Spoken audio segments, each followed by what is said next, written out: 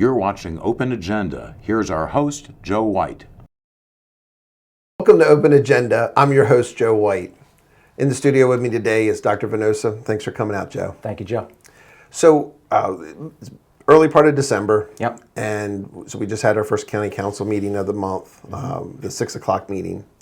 And at this meeting, they did a couple things that really impacted how the Horizon Fund, for the county side, this does not affect the city part. Correct. The county part did. On this later in the agenda, I want to cover this first.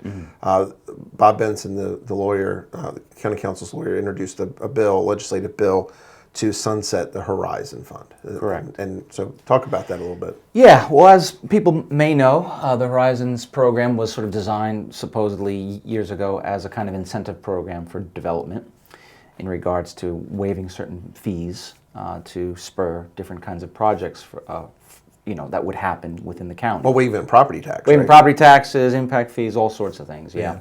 And essentially what happened, well, not essentially, what did happen yesterday, on Tuesday, was that the county voted 7-0 to effectively sunset the program, with the kind of stipulation that there might be in the future a similar program or something designed to continue the idea of certain sort of incentives. Because the Horizon Fund is only for the Central Business District. Correct. I think some of their interest lies in maybe some sort of incentive program that allows development in other areas, maybe not any area, but bigger, broader. Bigger, broader, yeah.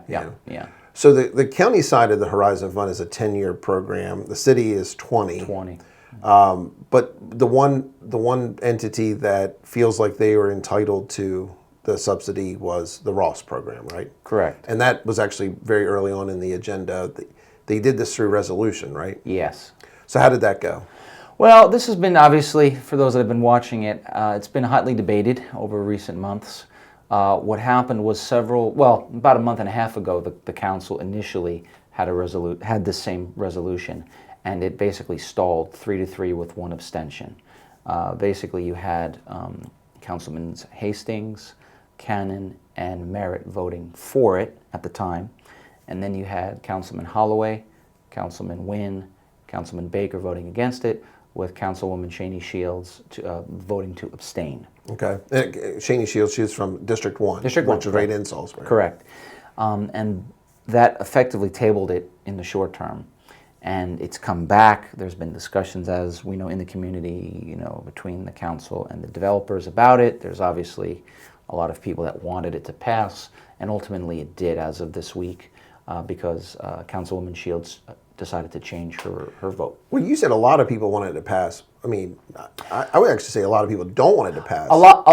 Let me rephrase. A lot of residents and local people didn't want it to pass. Okay. A lot of people in the orbit of the developer wanted it to pass. Well, let's talk about a little bit of why this is even a vote. One, when they passed this 4 years ago to start this process, or maybe more than 4 years ago, John Cannon, council president, put in there that one of the stipulations is it has to actually still be approved by the county council, and as we find out later, also by the county executive. We'll talk about that more later. But inherently, they missed a deadline, right? They did. And not by several months. Yeah. Yeah. And so, and I gathered this from the work session they had in November. I stayed for the work session. The developer, Mentis, and Nick Simpson is associated with that. Basically, their argument was that there wasn't an application process for him to fill out, but at no time in those many months was any communication even sent to the county to say, hey, we think we're owed this, right? Correct. There was nothing done up to that point, and then way past the deadline. So what are we talking about here? About how much money? Well, again, there's a little bit of difference in estimations, but anywhere from $2 to $2.5 million. Okay, spread out over 10 years. Spread out over 10 years. Okay. Yeah. So what that basically means is, by voting to allow through resolution this exemption to pass or to be processed, the county's out upwards of $2.5 million. So the resolution passed this time 4-3. 4-3 vote. And the only difference was Shaney Shields changed her vote? Shields changed her vote from an abstention to a affirmative. Yeah. Yeah. And I mean, over the course of the last several weeks, we understand that the former mayor Jake Day has made his opinion very well known. That, I mean, this was a project and a process that he touted when he was mayor of Salisbury. Yeah. He wanted to see this happen, right? Yeah, I mean, there's been many conversations in the community bring up the fact that our former mayor, who now has a very influential role at the state level as Secretary of Housing, has done his best to try to tip the scales on some of these votes. Now, there's some level of frustration here. There's been several times where the public could go and make comments. There's also been several times at public comments where people have spoken against the Ross. Yes. I mean, at the end of the day, do you get a sense of why this passed? I get a sense of why it passed for the simple reason that a lot of these programs have historically passed. In my own blunt estimation, rich people get away with a lot of their interests because they have influence. And your regular citizen who might not be an investor in these multi-million-dollar properties doesn't have the same clout that the Secretary of Housing might, or an investor who has millions of dollars at their disposal. And I also do think that there was perhaps the concern or the possible threat of lawsuits that would be brought up by the developers if this didn't go their way. Yeah, I mean, lawsuits are always unfortunate, but sometimes to stick up for what is right for the taxpayer, that they're necessary evil, right? And a lawsuit would be cheaper than $2.5 million. Yeah. So that's the frustrating part from our end. So this part is passed, except for we found out towards the end of the meeting, of the legislative session. Yeah. Councilman Holloway actually spoke up and had the county's attorney, Paul Wilbur, come up to the table and speak. Yes. What was his question and what was the answer he got? Yeah, I think Mr. Holloway should have been a lawyer in a different life. So during this council meeting, Councilman Holloway asked for the county executive's attorney, Paul Wilbur, to come up and clarify something. And what he asked Mr. Wilbur was, because this is a resolution, does it not also have to have the approval of the county executive? And after a bit of waffle making on his part, Bob Benson also chimed in as the county council's lawyer, and they both agreed that, yes, the county executive at this point also has to approve of this for it to happen. Now that's contradictory to what she said on her executive exclusive show last week. Yes. She actually spent several minutes discussing that she has no dog in this fight. Oh, yes. And because it's a resolution, she doesn't have to sign off on it either way. She might not have a dog, but she has 50% of the dog. Yeah. Because what is going to happen right now then is she is now going to have to decide whether to give away $2.5 million of our tax money to a developer or to keep that in check. All right, so to not allow this one subject to be seen in a vacuum, let's talk about the holistic approach here. Mm-hmm. We're really not far from the budget season. Mm-hmm. I mean, budgeting, I mean, we're already into the CIP part of this. Yeah. We're going to be into the operating budget and those hearings at least by May and April too. Yeah. It would be really interesting to remind folks on the county council and in the executive's office who pushed for and voted for additional money for the civic center, for moving the library, even spending 2026 money in the library. Yeah. When we have to fund the schools, correct? Well, and let's also bring up this point. And ironically, of all people, Councilman Hastings made this point, who voted for this, what we feel is a taxpayer giveaway. He also mentioned that because of the fact that we are now looking at some severe state budget cuts, that's going to include our disparity grant. So when we talk about the projects that we're going to have to be funding, we also have to be aware that that's going to happen in the context of other massive cuts. Yes. And where it stands right now is, and this was mentioned at the county council meeting, a few of the people who spoke during public comments who work for other state agencies have said, hey folks, just so you know, we're already being told that cuts are coming. So this is a train that we can begin to see. Well, whenever the government is short of money, there's only two ways they can really solve it. Correct. They can cut, and they can raise taxes. Correct. Now, also not part of this vacuum was, again, our appointed delegate, Barry Beecham, at the CIP meeting back in November. Yeah. Got up in front of everyone and stood and said, hey, who here would, in essence, like to see removal of the revenue cap? Revenue cap, right. Now, that's only about 35% of the county's revenue, and they still see increases from things like income tax. Sure. But as a taxpayer in this county, the problem is not today, but the solutions to our problems of tomorrow need to be talked about today. That's a good way to put it, yeah. We're running out of days, right? We are running out of days. So what should people do? Well, there's several things you could do. Obviously, we always encourage citizens to come to these meetings to make their voice heard, particularly if you have contacted your representatives at both the city and council level, and maybe even the executive. Letting them know what your concerns are, asking the questions about these policies, and I would say specifically, ask your representatives from a financial standpoint, what are we looking at with the budget? What are we going to possibly have? What are we not going to have? What are we going to have to cut? And what are the priorities? Because right now, if you're looking at it from the outside, it seems that we're trying to make everybody a priority, particularly if they're a developer. And we have a budget now of upwards of $200 million or more. We're looking at requirements at the state level. We have huge education funding that we're going to have to come through with. At the same time, cuts at the state level that we are going to have to absorb. Or the dreaded unfunded mandate from Correct. the state, which Correct. is like a tax increase that it is really It's a backdoor It tax is. increase, right? Yeah. So talking about developers and funding and making sure that the structural financial integrity of the county or even the city, Mayor Randy Taylor is going to come in, and we're actually going to get a chance to talk about this Horizon program, the density, and really some of the inner workings on how you do that math. Yeah. Because at the end of the day, when it comes budget season, the only right answer is the math problem. It ain't left or right, it's math. Yes. Yeah. Yeah. Well, thanks for coming out. Thank you. And we're going to have Randy Taylor in. So when we come back, we'll introduce the Mayor of Salisbury, Randy Taylor, and to see just how he feels about some of the challenges and opportunities for the city of Salisbury, in particular with the Central Business District. Welcome back to Open Agenda. I'm your host, Joe White. In the studio with me now is Randy Taylor, Mayor of Salisbury. Mayor Taylor, thanks for joining me. Thank you, Joe. Appreciate you inviting me. So you're a resident of the city, and you're also a resident of Wycomico County, right? Yes. So tell me a little bit about, you've been involved in local politics for a long time? Yeah, I've been involved in local community activities, including a little bit of politics, but from afar. I've never sought or public office, but lived in the city the entire time I've been back since I came back from college years ago. Raised my family here, and still live about 3 blocks from downtown. So what motivated you to run for mayor a few years ago?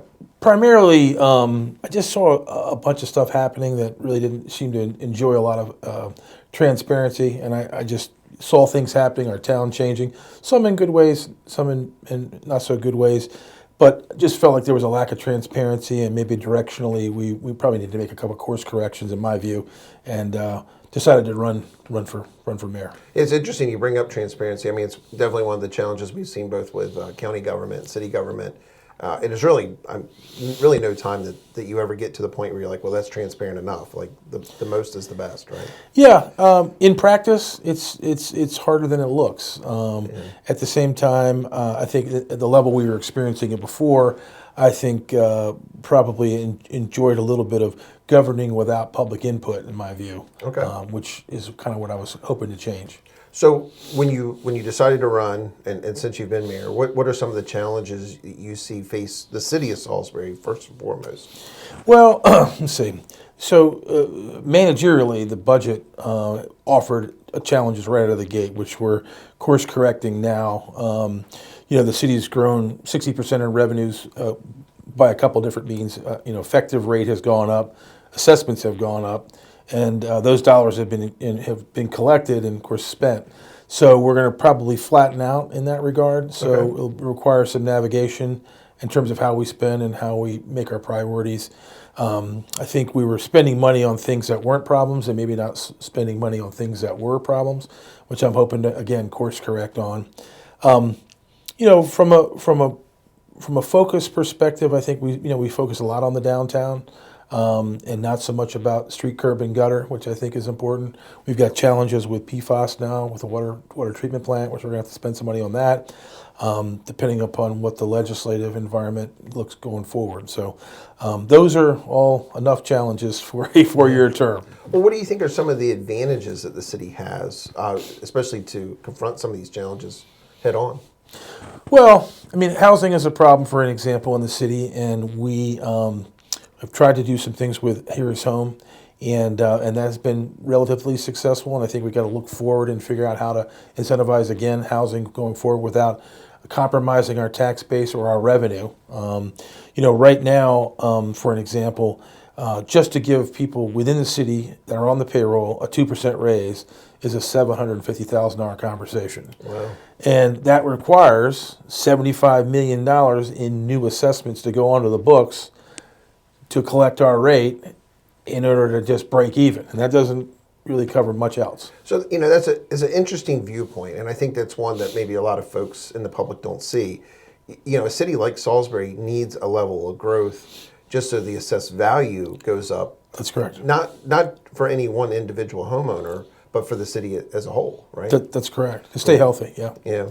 So, you talked about transparency, and one of the ways that we've seen you fight that is through your questioning plans that have been made, and like you said, maybe throwing money at things that aren't even a problem. How do you see where we stand, the city stands right now, to really fight through those development phases and maintain that transparency? How do you tie that together? Well, I think we as a city need to decide what our priorities are. And there were a lot of decisions made before I ever got here relative to policy, relative to agreements that I had to inherit, and I'm trying to work through to get the best result, for the taxpayers. And that's somewhat troublesome. So a lot has been made recently of the Horizon tax credit, which affects only a very small percentage of the total land mass in the central business district. I was a commercial banker for 25 years, so I'm very much, I did a fair amount of development lending. I'm not opposed to incentives, and I think there's a difference between incentives and subsidies. I think our approach to the Horizon tax credit, which is a 20-year phase-in, is approaching the subsidy range.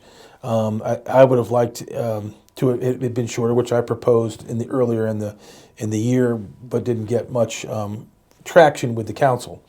On the flip side, the county is now sunsetted theirs except for one project. And I had approached them a couple times about the idea of maybe us melding the two and both of us doing 7-year phase-ins, which would provide the incentive in the early stages of the project, but not be a subsidy in either scenario. For 20 years out. For 20 years out, exactly. So, outside of just the fact that it's a tax incentive or tax subsidy to a developer, what challenges as the mayor does that lead you when you have development that happens without the tax base that follows it, at least in the short term or the long term? Well, kind of like what I explained to you about the 2% raise and the 750, we need properties to pay taxes in order for us to pay our bills, for us to be successful. I think there's a misconception that because we're a $60 million revenue, forgetting about the enterprise funds, just the budget itself, a $60 million revenue, within our current structure, in terms of our cost structure, we need every dollar to make our world work. So to throw around incentives that might make us wait 5, 10, 15 years to get tax revenue on, that's challenging. So to the homeowner out there who maybe could be watching the show or has attended a few city council meetings, what could that mean to them? I mean, so when you bring in development without that tax base, where does that rubber meet the road for them? It comes from somewhere, and it usually comes from the existing tax base. Okay. So by virtue of incentivizing them at a level that maybe the city can't afford, and finding additional costs that they need to fund, that's going to get spread somewhere, and it's usually going to go on it's absolutely going to go on either the existing taxpayers. So there are some politicians, local politicians out there who like to paint you as anti-development, but I mean, how would you describe your viewpoint on Well, development. just as you know, downtown, for example. I mean, I've been a building for downtown for 25 years. I've owned a business for 15 years down there. I'm very much familiar with it. I am not anti-development. I think that we're missing an opportunity. I hope we work that way at some point to do a really quality infill project that does a lot of what we're looking for. Residents downtown, more commercial space, a tax base that makes sense. Now, I can't do much about the Horizon Tax program at this point, but I'm definitely not anti-development. Like I said, I've spent most of my career in banking, commercial banking, and done a ton of commercial and residential lending. Well, a lot has been said about the recent planning and zoning meeting. Yep. Where they voted 6-1 to increase density downtown in the central business district to 80 units per acre. 80 units per acre. But I want to, if you'll stick around for one more segment, I'd like Sure. to go down through that process and really where you see that maybe there's still some more hurdles that need to be addressed and what outcome you'd like to see. Sure. Would you stick around another segment? Glad to do it. When we come back, we're going to get to ask Mayor Taylor exactly what challenges he still sees needs to be addressed for the central business district and the density that the planning and zoning just approved. Stay with us. We'll be right back. The 3.8-acre Wetipquin Park is situated on Wetipquin Creek, about 20 miles west of Salisbury. The park is improved with a concrete boat ramp that provides easy access to the Nanticoke River less than a mile downstream. Vehicle and trailer parking is adequate relative to the park's use, and there's also a soft launch for canoes and kayaks, a small picnic area, and a porta-john for your convenience. Swimming is not permitted at Wetipquin Park, as the currents can be dangerously strong at times. Wetipquin Creek meanders through the salt marshes and adjacent pine forests of the Wetipquin Wildlife Management Area. Just beyond the low-water bridge next to the park, the creek splits into two branches, the northern prong of which is longer, extending upstream for a distance of about 4 miles. The salt marshes along Wetipquin Creek support a wide variety of wildlife, mosquitoes and green-headed flies included, and harbor many different types of year-round and migratory birds throughout the seasons. The upstream area beyond the bridge is best explored by canoe or kayak, but be prepared because you can expect strong currents at times. If you're operating a motorboat heading upstream, my advice would be not to go very far. At low tide, the water becomes very shallow in spots, and you may find yourself high and dry or sucking up mud into your motor. Trust me on this, I speak from experience. Just across from the boat ramp at Wetipquin Park, you'll notice the remains of docks and boat slips, which in days gone by harbored commercial oystering and crabbing boats.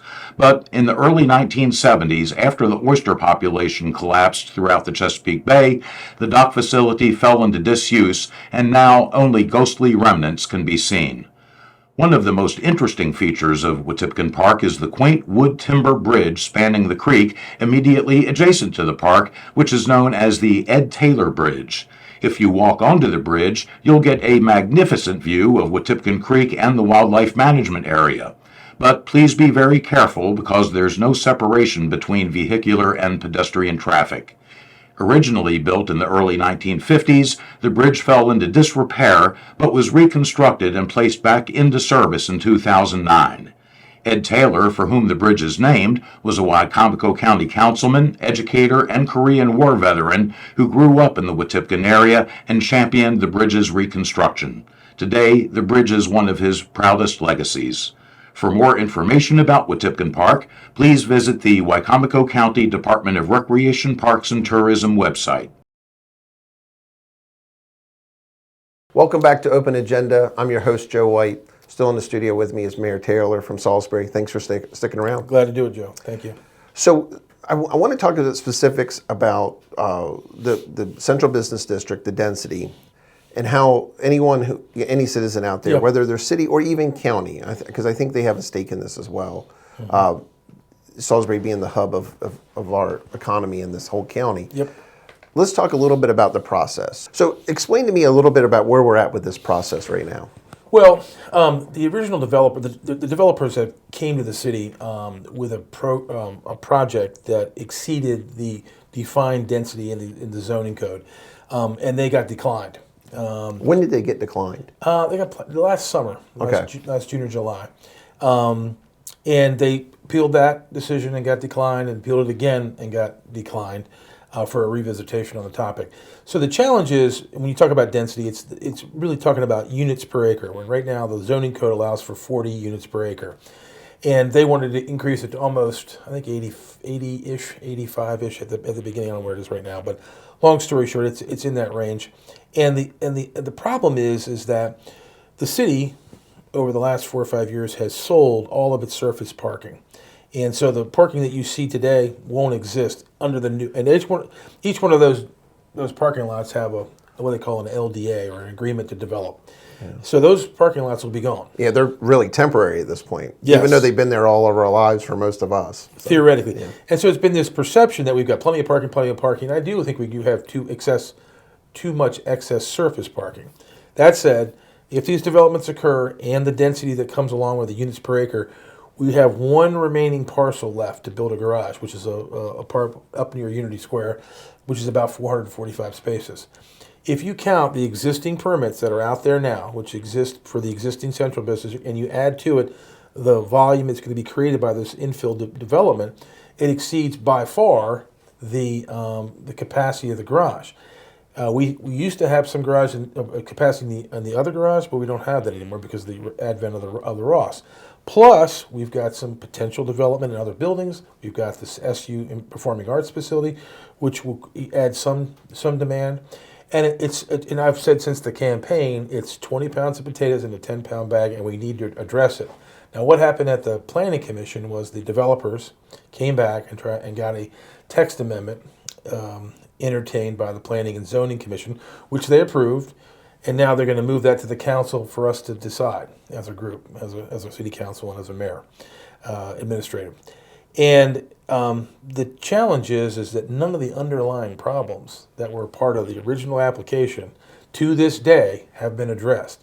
And I think some of that is an outfall of political pressure, and some of that is just, I don't think, understanding what's really going on here. Well, I'd like to talk about that planning and zoning hearing, because I was there. Yeah, okay. And because I think other folks maybe don't understand. So the planning and zoning in Wicomico County and the city of Salisbury, it's a combined. Yes. Okay, Yeah. so there's 7 members. Yep. One of them is City Council President Deshaun Dowdy. That's correct. And Wicomico County Councilman Joe Holloway's on there. That's right. Then you have 5 other members, and they all have a vote, correct? Yep, that's right. At the hearing, now this was a pretty long meeting, very long.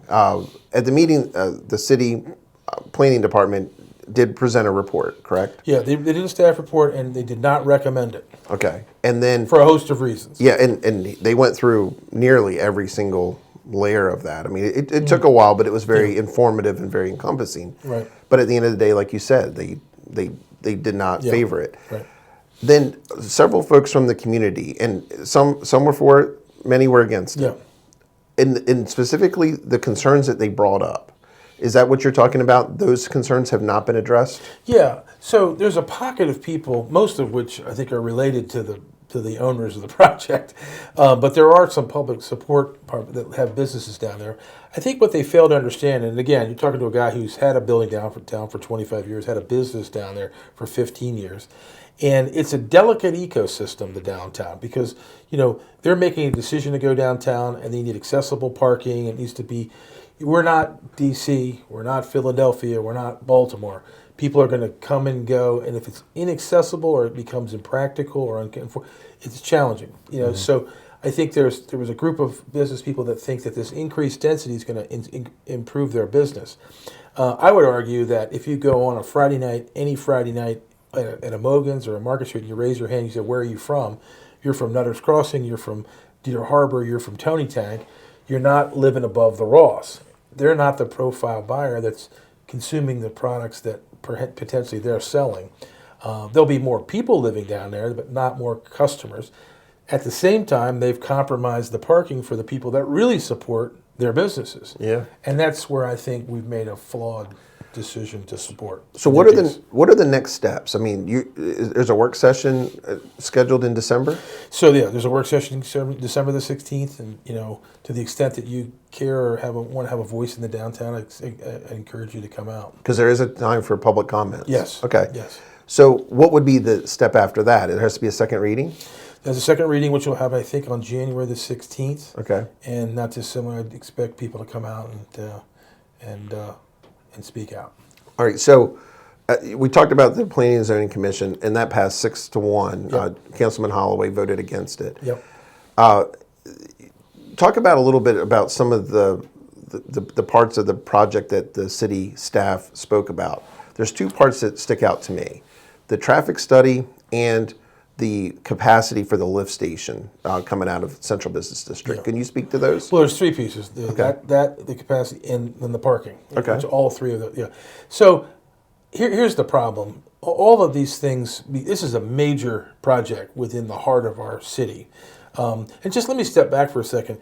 Just so you understand, I'm not opposed to density. Not opposed to density per acre. In fact, the hospital developer is proposing one down the street that has even higher density, but they provide all their own parking, and all the impact studies will be done as a part of that project. Okay. Which is what we're missing really here. There's been a parking study, but I think it's been I think it's flawed in its assumptions. So, I mean, the parking study was done maybe a few years ago? 20 years ago, and it was done by the developer, which I think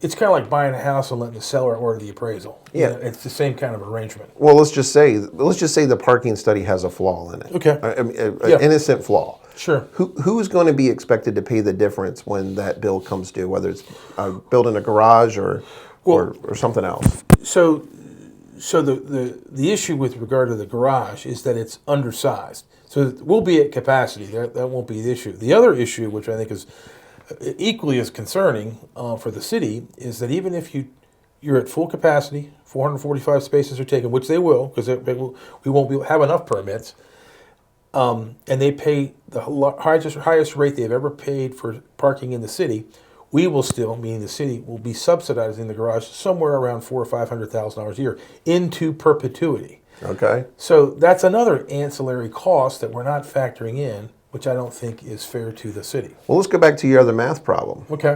You talked about a 2% raise for the Yep. city workers, $750,000, but you need $75 million in assessable value. Yeah. So if you have a parking garage that has $400,000 to $500,000 a year in city costs Right. in perpetuity, Right. does that mean you need another 40 to 50 million in assessed value? Exactly. And that's where we get lost in this idea that we're $60 million business or a $60 million entity, and that we can absorb all these costs. So here's what we've got. Horizon, which will generate no tax revenue for a foreseeable future for the next 10 years. We've got a garage that's going to cost us $500,000 a year. At a minimum, we're looking at 2% on a raise. You do the math. And then The math doesn't look good. and then you've got all these other costs that come along that are bridges need to be fixed, PFAS needs to be addressed, on and on and on. So when you say my challenges as a mayor, we are working on changing that trajectory because there's been a lot of things negotiated before I got here that I'm freewheeling at this point. Well, I've heard you say you have some plans for a solution, right? So talk a little bit about what your hope is the next 6 weeks to see this project turn on that trajectory. So in conversations with the developer, we have offered to do some help with them, do some redesign to try and pull down some of the density to make the garage make more sense. We still haven't addressed the underlying problem with the cash flow issues with the garage itself in terms of the cost. But we have to address one before we address the other. Okay. If we can't get them to agree on one, we got a whole other conversation on the other. It's a complicated matter. Would some of your solutions also increase the commercial tax base downtown?